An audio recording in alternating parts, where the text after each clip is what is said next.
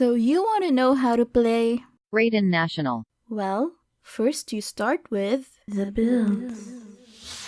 Raiden needs a lot of energy recharge, and I mean a lot of ER, since most of her damage comes from her elemental burst, and we need to feed that beast. Not only that, but she gives herself a buff based on her ER, as indicated on her passive. Around 200 to 230 should suffice. Her best weapons are Engulfing Lightning for 5-star, and the Catch for 4-star. To make artifact farming a little easier, rather than getting the best artifact set for her and the team, we'll focus on getting their desired stats instead. For Raiden, you can use any 2-piece set of Thundering Fury, Noblesse, Emblem Severed Fate, and any of the 2-piece attack sets. Although Raiden gives energy to her teammates, you still need to give them lots of ER. Remember, the goal here is to reach the desired stats. So, any 2-piece set of Attack, Noblesse, Emblem, HOD for xingqiu, and Crimson Witch or Wanderer's Troop for xiangling. Bennett, on the other hand, is a special case. He needs to have 4-piece Noblesse because he's a support unit. His desired stats are pretty easy to reach anyway, regardless of your artifact look. The rotation. For this example, I'll be using Yelan instead of xingqiu. So first, start with Raiden's skill, then switch to Yelan and use her skill and burst.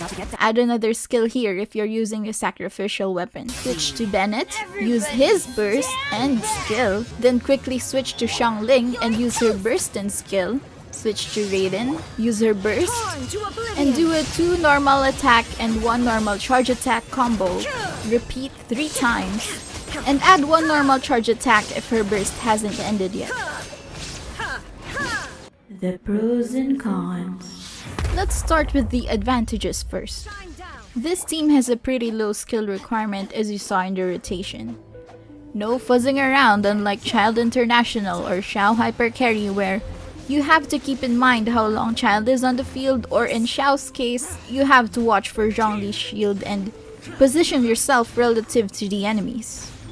One of the strongest free-to-play teams. No constellations required and fully functional at 4-star R1 weapons. Very strong against single-target enemies like Magu Kenki and the giant golden Dorito boss in this abyss. And this team becomes even stronger if xingqiu is replaced with Yelan, since Yelan buffs Raiden over time and deals a bit more damage than xingqiu at Z0. As for the disadvantages, overload reaction can push away mobs. This is especially bad if you don't know how to group the enemies well. Their AoE damage is average, since Yelan and xingqiu are single-target sub-DPSs, and the damage coming from transformative reactions and Xiangling's non-vaped fire donut is not high enough compared to other teams like Child International or Xiao Hyper Carry. And lastly, higher skill is required if xingqiu is replaced with Yelan. This is something I found myself when I switched them. I find that Raiden gets interrupted easily without xingqiu's sword shield. Wait, isn't that a Pokemon game? And you'll need to learn to dodge or use elemental skills or bursts on time to use the invisibility frames or iframes against attacks.